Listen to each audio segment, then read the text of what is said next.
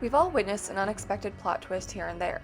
Whether that plot twist is genuinely good, Where are those keys, Rose? You know I can't give you the keys, right, babe? or ruins a film entirely,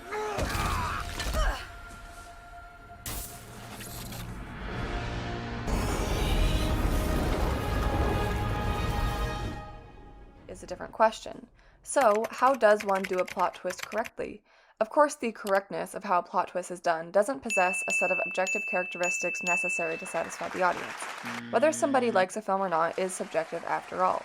But there do seem to be a few key things that differentiate striking plot twists from the less impressive ones. Primal Fear, a 1996 crime thriller and arguably a psychological masterpiece, may help us uncover what a few of the elements for an effective plot twist may be. The film follows Chicago defense attorney Martin Vale, who, after seeing the case of shy Kentucky altar boy Aaron Stampler being accused of murdering Archbishop Rushman, immediately decides to be Stampler's lawyer unpaid. We soon learn that Stampler is suffering from dissociative identity disorder. Where is Aaron?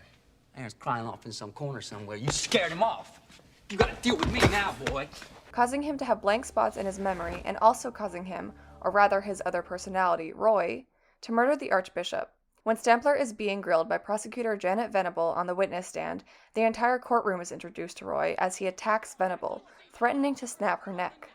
The judge dismisses the jury and on her own accord finds Stampler not guilty by reason of insanity, sending him to a maximum security mental hospital rather than a prison. Vale visits Stampler in his cell to tell him that his case has been dismissed, and it is in this final scene that the plot twist unfolds. Let's dissect exactly how it does so and why it works so well. Stampler reiterates to Vale that he remembers nothing that happened in the courtroom. Lost time again. However, as soon as Vale is about to leave, Stampler says, Hey, Mr. Vale. Yeah. Will you tell Miss Venable I'm sorry? Tell her I hope her neck is okay. We see the realization slowly seep into Vale's expression that Stampler had been faking his disorder all along. This is the first reason the plot twist works so well. The audience is an active participant. We are never left alone in a room with Stampler, so we are only learning information about him as quickly or as slowly as Vale is. This forces us to work through the complex possibilities of the case and become nearly as committed to it as Vale. Vale's faith in the innate goodness of people, I believe in that notion because I choose to believe in the basic goodness of people. is defeated.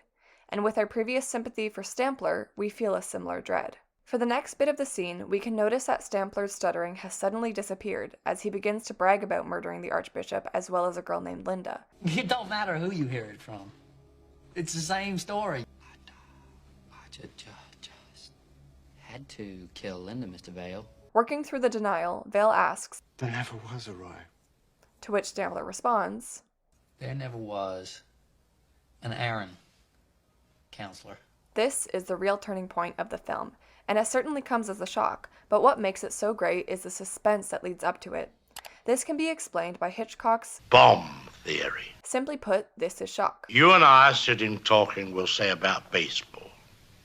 We're talking for 5 minutes. Suddenly a bomb goes off, and the audience have a 10-second terrible shock.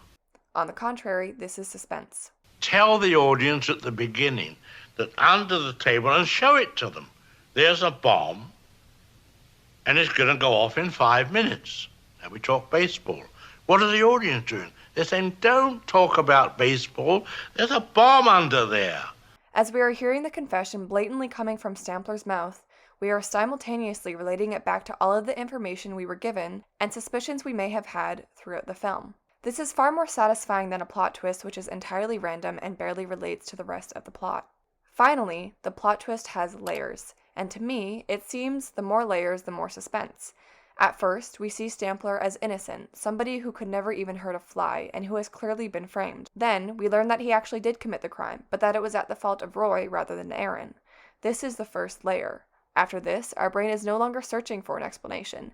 The genius of this is that we never see the second layer coming. The layer that tells us Stampler is not an innocent, fragile boy suffering from a disorder, but rather a villainous and intentionally malicious man who faked it all to get a lesser sentence is entirely unexpected. So, a plot twist itself is not hard to make.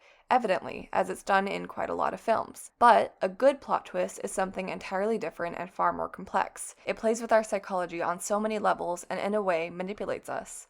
More than that, what plot twists can teach us in general is that things are not always as they seem.